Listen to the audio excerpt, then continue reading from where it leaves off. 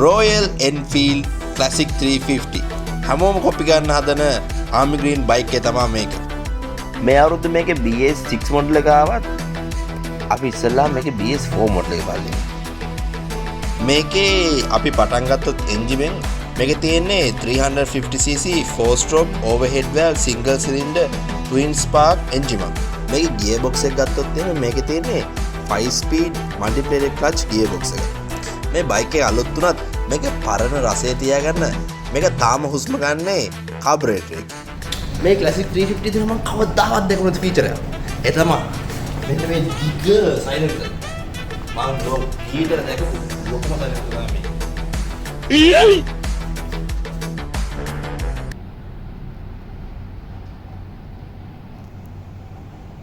මේක ඉස්සරහට තියෙන්නේ ඩිස්ක් බ්‍රේක්. මේකේ ඉස්සරහා තියෙන 19 inch wheel එක. ඒක අස්සේ තියෙන 280mm disc brake එක. ඒතර මේ පිටිපස්සේ තියෙන්නේ 18 inch wheel එකේ 240mm disc brake එක. එහෙන් බැලුවහම මේකේ braking section එකේ අඩුවකට තියෙන්නේ ABS නැති එක විතරයි. මේක overall design එක ගත්තාම මේකේ සමහර තැන්වල මේගොල්ලෝ ඕනි මටත් වඩා try කරලා තියෙනවා කියලා පේනවා. උදාහරණයක් ගත්තොත් මෙන්න මේ ammeter එක. අද කාලේ කාටවත් නම් ammeter එකක් ඕනේ වෙන්නේ නැහැ. අනික ඒගොල්ලෝගේ මේ single springer seat එක red වුණාට මේකේ පොඩි ප්‍රශ්නයක් තියෙනවා. ඒක මම ඔයගොල්ලන්ට රයිඩ් කරද්දිම කියන්නම්කෝ. හැබැයි සමහර තැන්වල නම් මේක try කරලම නැහැ. උදාහරණයක් මෙන්න මේ plastic standard normal looking switch panel එක. මේ පොඩි issues හැර මේ බයික් එක perfect. විශේෂයෙන් මේ 13.5 litre vintage Royal Enfield tank එක. මේ ඉස්සරහේ පස්සේ තියෙන classic spoke wheel set එක. තව මේ single seat with removable pillion seat setup එක. එකෙන් කියන්නේ ඔයගොල්ලන්ට ඕන්ලාක මේ පිටිපස්සේ තියෙන passenger seat එක ගලවලා මේ බයික් එක full classic විතර enjoy කරන්න පුළුවන්. අනිකේ ලොකු classic detail ඇස්සේ තව පොඩි ලස්සන actions and details එකවල දාලා දිනවා. අපි උදාහරණ ගත්තොත් මෙන්න මේ චූටි daytime running light එක. ඒක ඉස්සරහින් හයි කරලා තියෙන මේ headlight cap එක. තව මේ tank එකට හයි කරලා තියෙන මේ blacked out tank grips එක. ඊට පල්ලෙහාන් තියෙන මේ ලස්සන gear box එකට කොටලා තියෙන මේ Royal Enfield wing එක. තව මේ classic rear fender brake light එක. මේ පොඩි details වලින් අපිට පේන්නේ මේක passion project එක. මිදුනන් නැත්නම් ගහ බයිසිකල් යන්නේ. මෑත කාලේ Royal Enfield එකේ ආපු ලස්සනම බයික් එක තමයි මෙන්න මේක. ඉතින් ඔයගොල්ලෝ හිතනවා ඇති Classic 350 එක පොඩ්ඩක් මොඩර්න් වුණා නම් කොයි වගේ වෙයිද කියලා. ඒක මෙන්න මේ වගේ වෙයි.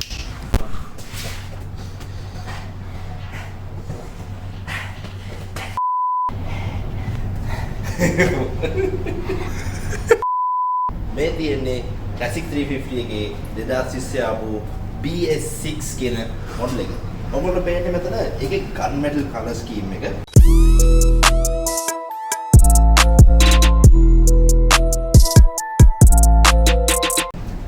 ඔයගොල්ලන්ට ලොකු වෙනස්කම් දෙන්නේ නැති වුණාට මේකේ ලොකු වෙනස්කමක් තියෙනවා. There was something. I know there was something.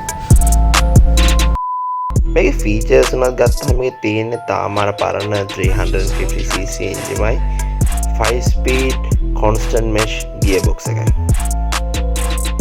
හැබැයි ඔයගොල්ලෝ මේකට ලං වෙලා බැලුවොත් ඔයගොල්ලෝ පෙයි මේක modern bicycle එක.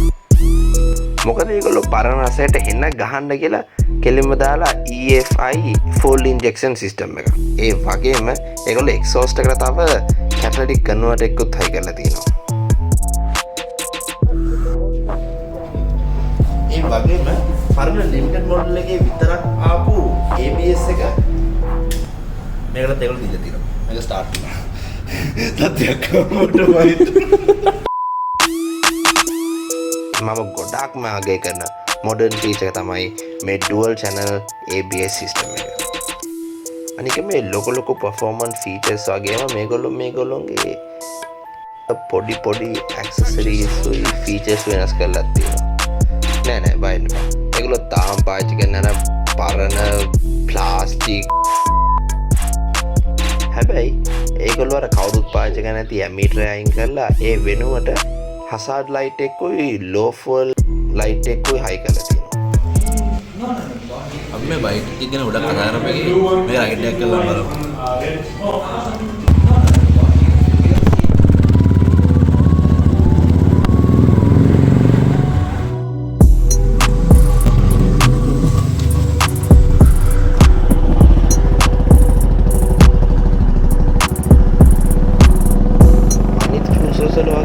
මේ බයික් එකේ සීටින් පොසිෂන් එක හරි කම්ෆර්ටබල්.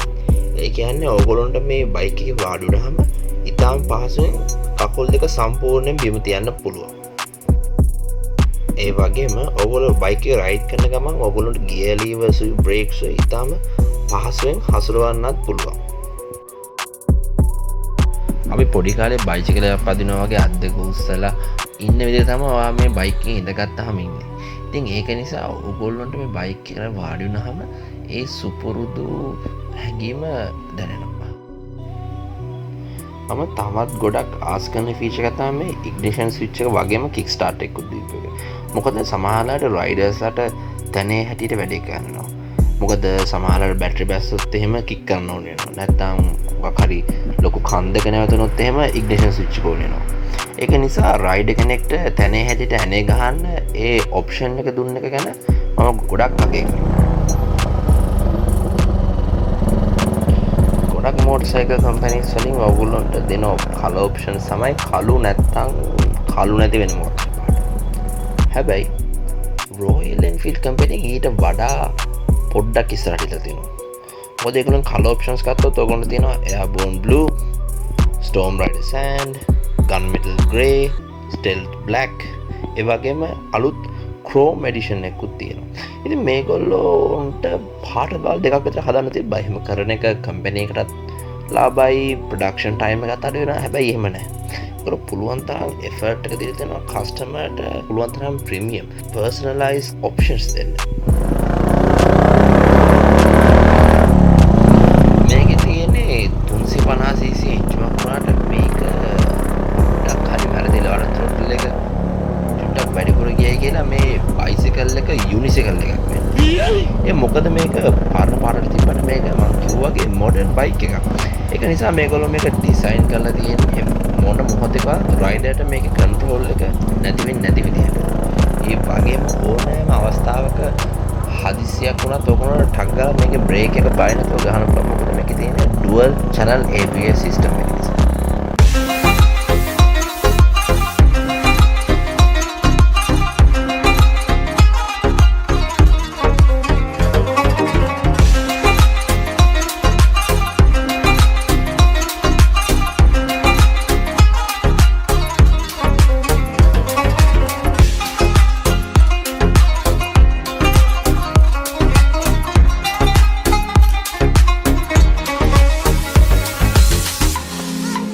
ඕනම බයික් එකක් පදිද්දී ඒ පදින එක්කෙනාට ඒ බයික් එක ෆීල් වෙන්නේ කන්ටැක්ට් පොයින්ට් තුනකින්.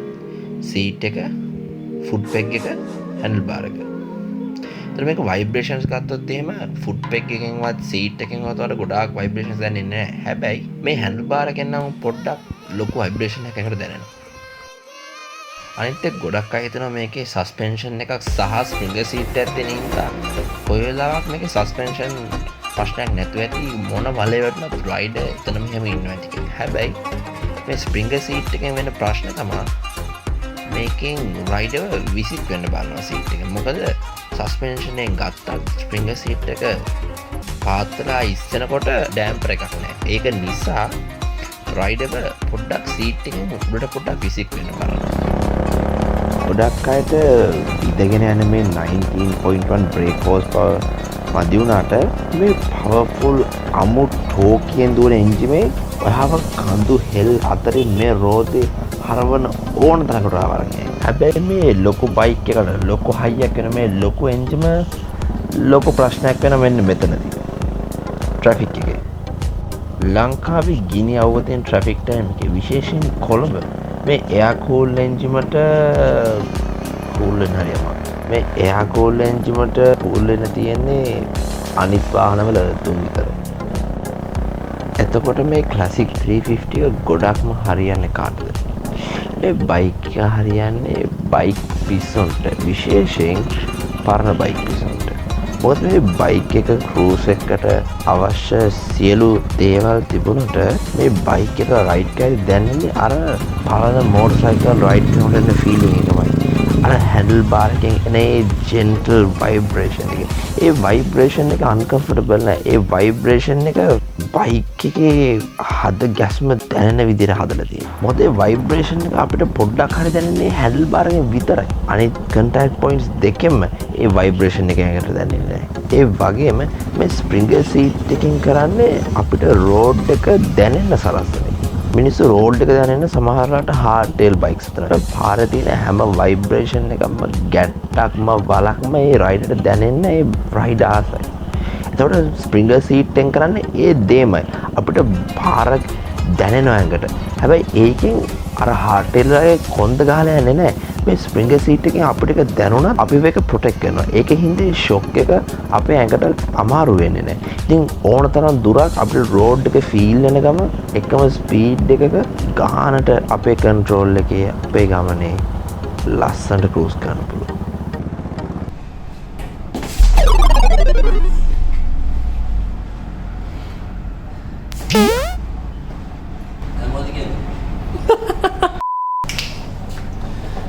රොයල් එන්ෆීල්ඩ් එකෙන් ඔයගොල්ලෝ බයිසිකල් වලට වන්නේ බොඩි වොරන්ටි එක වන්නේ එන්ජින් වොරන්ටි එක දෙනවා.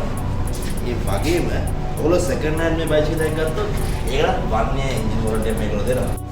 ඔයගොල්ලෝ බයික් එක ගන්නකොට වගේ විතරක් නෙමෙයි. ඔයගොල්ලෝ බයික් එක ගත්තට පස්සේ රොයල් එන්ෆීල්ඩ් එක ඔයගොල්ලෝ දිගටම සපෝට් කරනවා. ඔයගොල්ලෝ බයිසිකලයක් වෙන මොකදරි කරද්දී ඒකනේ කොළඹින් පිට කරනවා. ඒගොල්ලෝ මෙකැනික් කෙනෙක් වා ඉන්න තැනට එවලා ඔයාගේ බයිසිකලය හදලා දෙනවා. ලංකාවේ කිසිම කම්පැනි එකකින් කරන්නේ නැති හැබැයි හැම කම්පැනි එකම කළ යුතු දෙයක් රොයල් එන්ෆීල්ඩ් කම්පැනි එකේ තියෙනවා. ඒ තමයි රොයල් එන්ෆීල්ඩ් කම්පැනි එකෙන් කස්ටමර්ට තමන්ගේ බයික් එක කස්ටමයිස් කරන්න ඔප්ෂන්ස් ඒගොල්ලෝ දෙනවා. ඒ කියන්නේ ඒක ලයිට් එකට පොඩි කැප් එකක් වෙන්න පුළුවන්, එක්කෝ ග්‍රිල් එකක් වෙන්න පුළුවන්. මොකද ඒගොල්ලෝගේ ග්‍රිල් ඔප්ෂන් දෙකක් තුනක් තියෙනවා. ඒ වගේම ඒගොල්ලෝගේ තව ලෙදර් බෑග්ස් තියෙනවා, ඒගොල්ලෝගේ වෙනම ඇපරල්ස් තියෙනවා. ඒ කියන්නේ ලෙදර් ජැකට්ස්, ග්ලව්ස්, හෙල්මට්ස්, ගොගල්ස්. කස්ටමර්ට වෙනම එක්සෝස්ට් එකක් ඕනොත් මේ එක්සෝස්ට් එක සත්‍ය මදි වගේ වුණොත් එම රොයල් එන්ෆීල්ඩ් කම්පැනි එකම ඔයගොල්ලන්ට ඒ එක්සෝස්ට් එක ලබා දෙනවා. ඔයගොල්ලන්ට එන්ජින් ටියුන් කරගන්න ඕනොත් නැත්නම් බයික් එකට කස්ටම් පේන්ට් එක ගහන්න ඕන, ස්ටිකර්ස් අලව ගන්න ඕන දෙයක් ඒ කම්පැනි එකෙන් ඔයගොල්ලෝ කරලා දෙනවා.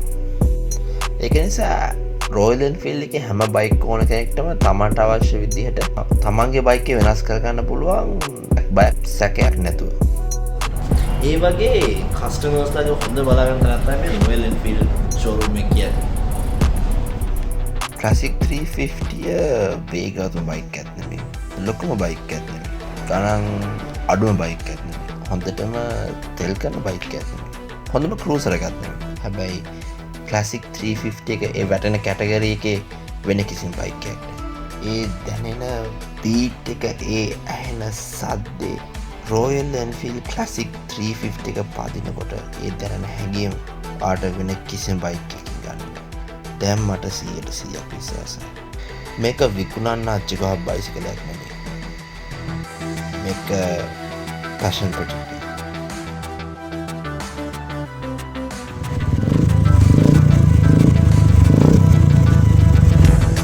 ඔයගොල්ලෝ දකිමු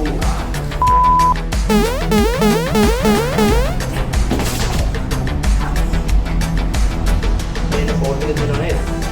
ඒ කෝඩ් එක හැම බයික් එකකම යුනික් කෝඩ් එකක්.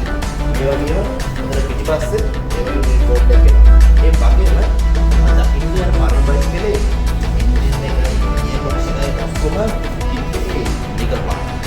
මෙතන ඒක බ්ලැක් කරලා. ඇයි? මේ ඩෙසර්ට් ස්ටෝම් එඩිෂන් එක හදලා තියෙන්නේ ඉන්දියාවේ කාන්තාරවල ඉන්න මුදා සිබල්. කාන්තාරේ බයිසිකලයක් ඒ අවුෙන් එන රිෆ්ලෙක්ෂන් එක සතුරාට පේන්නේ නැති වෙන බෑ මෙන්න මේ විදිහට කල් පාට දාලා තියෙනවා. ඒකයි එක්සෝස්ට් එක උඩට පාත්